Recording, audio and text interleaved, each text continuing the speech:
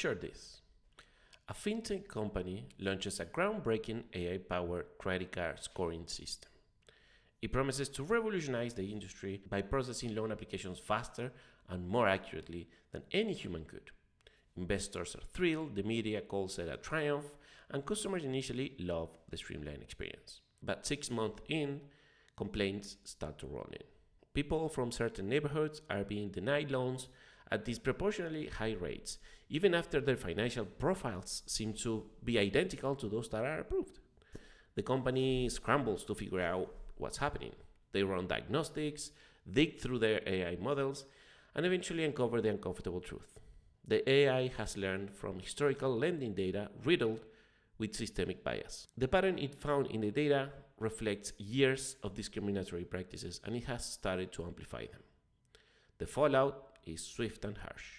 The company faces public outrage, lawsuits, and a massive PR crisis. But the thing that stings the most for the developers on this is that none of them intended for this to happen. They were just focused on building a powerful tool. This story isn't just hypothetical, it's a real danger in today's AI-driven world. And it forces us to confront a vital question. When you're a developer working with cutting-edge AI, how do you ensure that your innovation isn't going to hurt other people? That's what we're exploring today. The ethical challenges of AI and the critical role developers play in creating systems that are not just efficient, but also fair and responsible.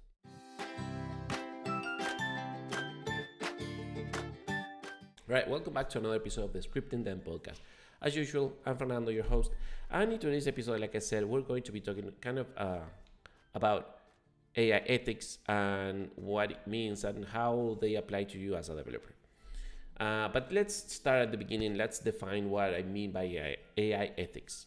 If you can think of AI ethics as a framework that guides how we deal with AI in terms of developing AI products, in terms of deploying them, and in terms of maintaining it, all of it to ensure that they don't produce any harm or minimize any kind of harm that they can potentially cause to other people. Key components of this framework are fairness in terms of making sure that AI doesn't discriminate, like the little example, the fake story at the beginning, trying to understand where there is bias, trying to minimize that bias, trying to make sure that it's fair to everyone equally. Then transparency, which is a key concept, is to understand why AI makes the decisions that it makes. It's not enough that it makes a decision, that it gives you a piece of information, that it tells you something or how to do something.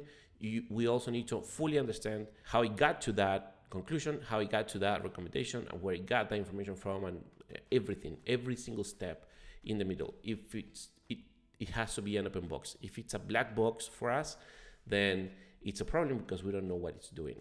Accountability is another key aspect of the framework. Owning essentially the outcomes of the AI product, of the AI model. Who owns? Who's the owner? Who's responsible or liable for a problem, an incorrect reply? Who is to blame if the AI makes a mistake, essentially? Privacy, another very relevant currently aspect of AI in terms of protecting user data, protecting user privacy, and respecting user boundaries, essentially. How much can AI know about you without you even knowing that you're giving them that information? That's key. And there are many companies out there that are trying to establish different frameworks, establish different rules of engagement, essentially, in this aspect, because honestly, it's brand new. And when there are no regulations, when there are no limitations with new technology, a lot of companies will take advantage of that, and they will move as far as they can before someone says, the limit was back there. It's really a very relevant aspect because we've been dealing with privacy in other areas for years already. If you've been living in Europe, or if you've been visiting websites that serve European people, for example, you will have seen the classic pop-up, cookie pop-up. That's all related to GDPR, and there are tons of regulations around the world similar to it that deal with privacy, with making sure that users have control over the data they provide and can eventually remove that data from any system. But how do we do that with AI as well?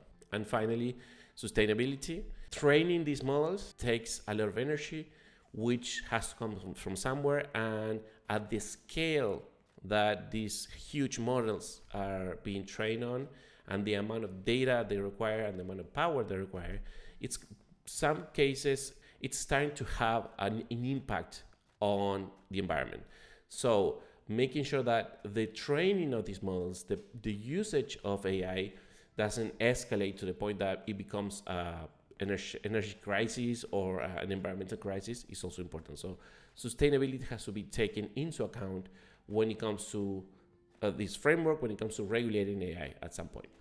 These are all the key points around the framework of AI ethics. And the reason why this is so important is because AI is starting to influence critical decisions in areas that touch everywhere.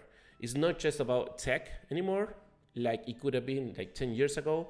Now where AI is reaching into healthcare, is reaching into finance, it's reaching into law enforcement, is reaching into hiring without it going too far away from our industry. A few months ago, there was a product out there, I don't remember the name right now, but it was an automated process for interviewing candidates, tech candidates. So you would be interviewing against a bot, and the bot would, an LLM would give you questions. You would listen to your answers, and then it would evaluate you without human intervention. So AI is getting everywhere, whether we like it or not. So if we don't take ethics into account, we just run the risk of going too far, essentially. Now let's dig into the key ethical challenges that we can identify on AI models. The first one is a bias in these models. Why or how it happens, the bias is simple. We as a society have biases. We as human beings have biases. We don't treat everyone the same. We don't do everything in the same way because we're human beings. That's normal, right? Whether we like it or not, we always have biases in everything. That translates to the data that we generate having biases. If we're recording our own behavior, if we're recording our own decisions at some point and using that data to train our models, then the bias that we have translates into the data, which translates into the model. And that obviously translates into biased hiring tools, biased or unfair crediting scores, discriminatory predictive policing. I mean, it translates into everything bad that we don't want AI to be. So what can we do as developers? Essentially, the main thing is that when we're training models, we just need to make sure that the data that we use is diversified enough. We need to, if we're pulling data from one specific data source and that specific data source is just doing one thing and focusing on one thing, then obviously we're going to be biased. So we need to look for diversity in the data that we use to train our models. And on top of that, obviously there are ways to test for bias. You have fairness metrics like making sure that the demographics of the users is equally distributed. For example, that's just one way. But the point is, if you look at the data, if you understand the data that you're using, then you do have the tools to understand if there is a bias. You just need to be aware and conscious that you're looking for it. And the moment you find it, you have to find a way to diversify the data enough so that the bias is removed. Another key challenge is the transparency and explainability of the models. Many of these AI models are black boxes, making them really hard to understand and figure out why they make the decisions that they make, how they reach the conclusions that they reach. Obviously, this is a problem because if you can't understand how the model is behaving or how the model is reaching a conclusion, then it's really hard for you to trust the model enough to blindly take whatever it gives you and then use it. You will always have to either double check the results or even validate them manually, which kind of goes against the whole point of these AI models. So if you, for example, if you're using a model to generate code, and if in some cases that it doesn't even work, if that happens, then what we're left doing is getting the code and then reviewing it and validating and fixing it ourselves in some situations. While it does still give you some sort of performance boost in the sense that the initial block of code is written in seconds, it still defeats the purpose of having the AI write the whole thing for you. And while obviously we are getting there, if we don't have the capacity of understanding and looking at the decision tree and understanding how it got there, then it's really hard to debug how it happens, and it's really hard again to trust that in the future whatever the same model is giving us is going to be good or not, or it's going to come from a source that it shouldn't be using, and so on. So it's really key to understand and to remove and or open these black boxes essentially. In terms of tools that we have at our disposal to solve this problem, there are frameworks like LIME, or local interpretable model agnostic explanations, or SHAP, which is shapely adaptive explanations that make AI decisions interpretable at some point. For example, LIME, it generates simple interpretable models, like linear models, around specific predictions to explain what influenced that decision. And SHAP, on the other hand, it uses game theory to assign the importance scores to input features showing how much each contributed to a particular prediction. Essentially, the features are properties of the data that you're feeding into the model. Understanding out of all those features, which could be 3, 4, or 1,000, understanding which of them had the biggest impact on the decision, the final outcome, is key. One of the keys to understanding how the model works. So SHAP, the SHAP framework allows you to get an idea of that. Essentially, LIME and SHAP are both frameworks that allow you to explain AI decisions by showing how relevant different aspects of the input data is to the output. That's it. Accountability and responsibility is another key aspect of or key challenge when it comes to AI ethics. When AI causes harm, or it might not even be like physical harm, but it gives you, or it produces a bug in your code, or it generates a problem that has a bad effect on someone else. Understanding who's responsible is key, because who's responsible here? Is it the developer that used the AI model, the developer that trained the AI model, the company for using it, or the whoever created the data source to train the model? Is it the AI itself? Honestly, right now it's really vague, and we need to figure out who's accountable in these situations. Not just to assign blame, but also when you have accountability, you have ownership, and if you have ownership, then the owner of this responsibility will ensure that the AI's chance of harming other people is minimized to the bare minimum, because they are liable for it. If there is no accountability, no one's really going to own up and take care of that. Essentially, no one's really going to spend money on trying to care for that, because it's not their problem. It's sad, but it's kind of like that. As developers, what can we do to help in this? We could, for example, document decision-making processes and testing methodologies to ensure that it's very clear what we're doing and how we're doing and how we're validating things. While there is no standard, while there is no official policy on this yet, creating for your particular case sort of an accountability line, an accountability process that leads to the AI model, but goes through different filters, essentially, could be also a good idea. Until we have the official way, until we have a regulation that gives us the answer to this, setting something up in your specific context is the best thing that you can do. Honestly, ignoring this topic is just causing more harm than good. Even if you don't see it right now, you have to be responsible for the AI that you use. You have to be responsible for it at some stage. So make sure you think about that and try to come up with a process that makes sense in your specific context. Now, going back to privacy concerns, going back into the topic of privacy. Remember, these systems require a massive amount of information to be trained and to function effectively, and a lot of that information can be considered a personal information. Think of financial records, medical histories, social media activity, or even biometric data. I mean, it depends on what the model's used for, what kind of model it's being trained.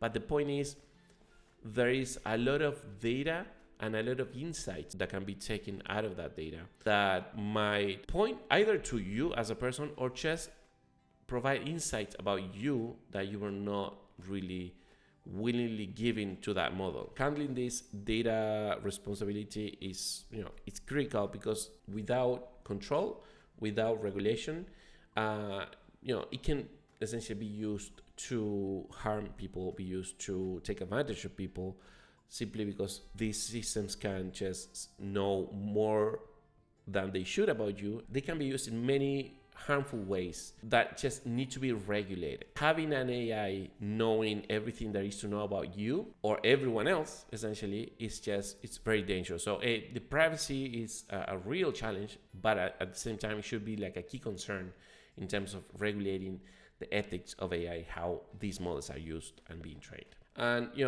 going deeper into this topic, what I was mentioning before, obviously the trust that you have on these models, and the trust that you as a user have on these models is key to their adoption, obviously, and to the adoption of AI as in general.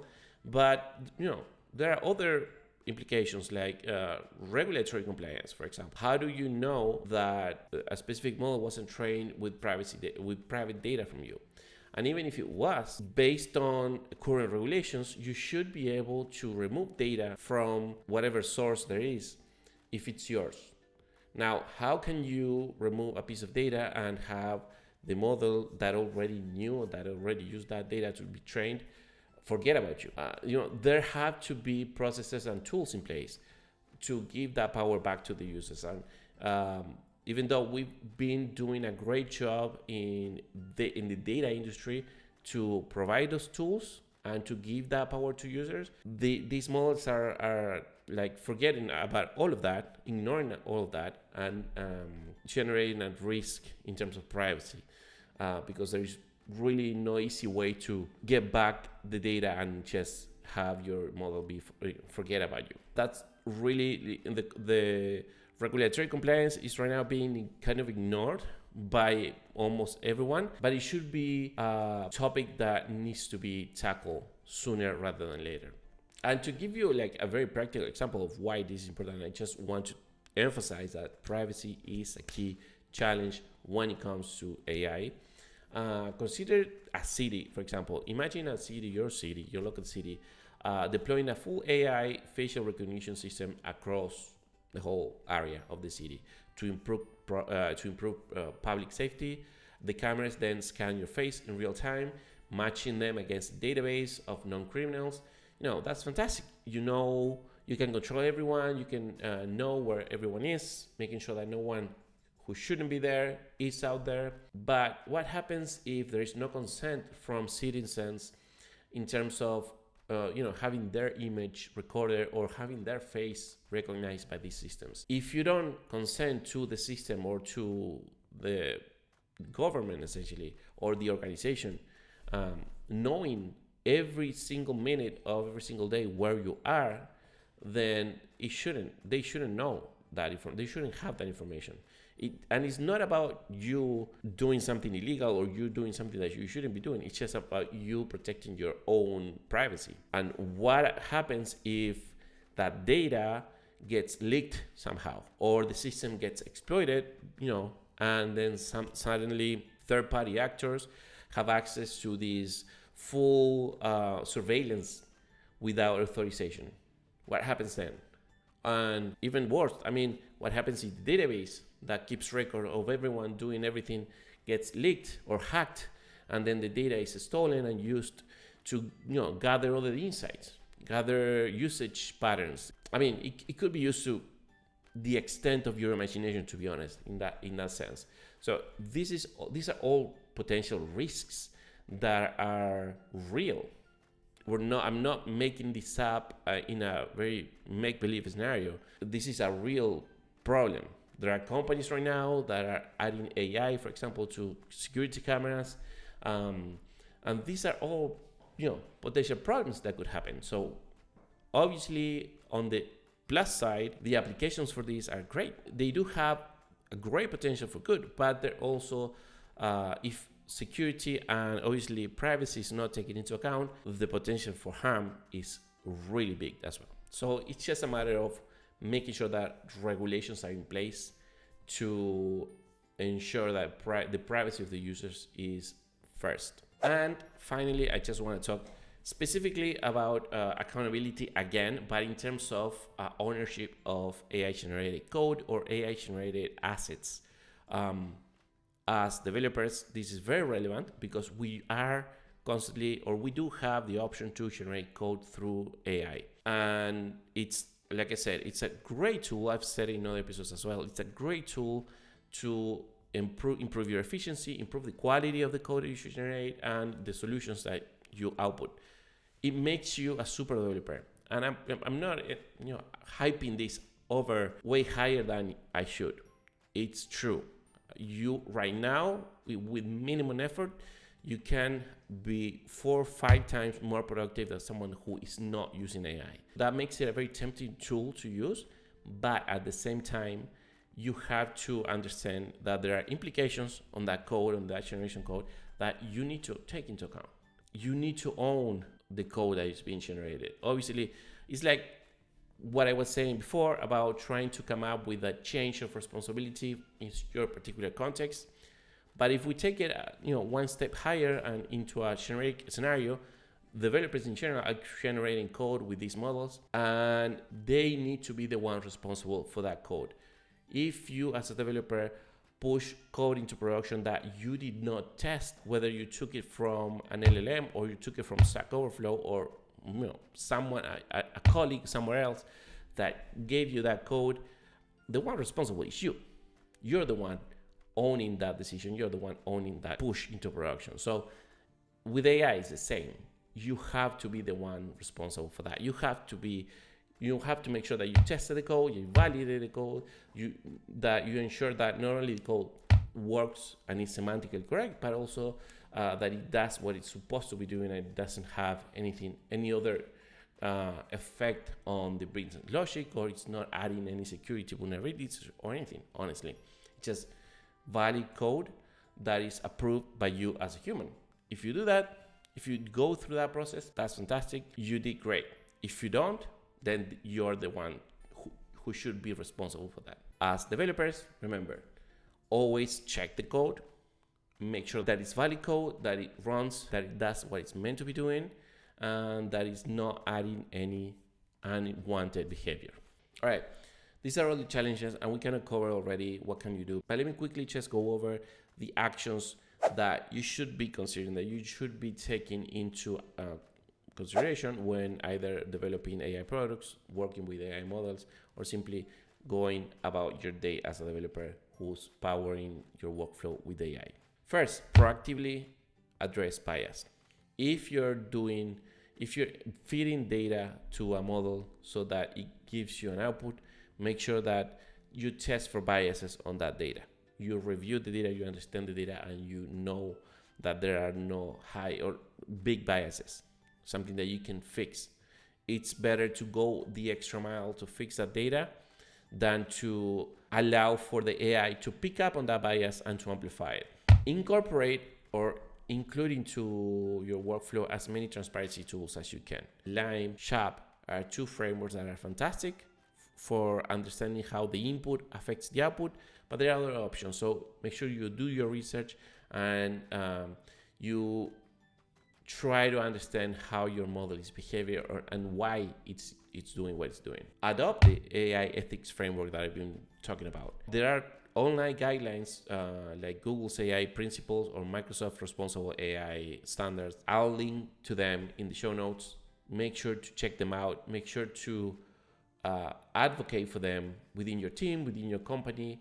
If your product if your workflow depends on AI, just make sure that you're doing your part to improve that process and to ensure that either your users' privacy is taken into account, that if there is a risk of harming the users or harming someone, then there are regulations in place to minimize that risk. Educate yourself and your team. That's super important. Even if you're not a data scientist building these models, you're also responsible for understanding at least how they work at a high level.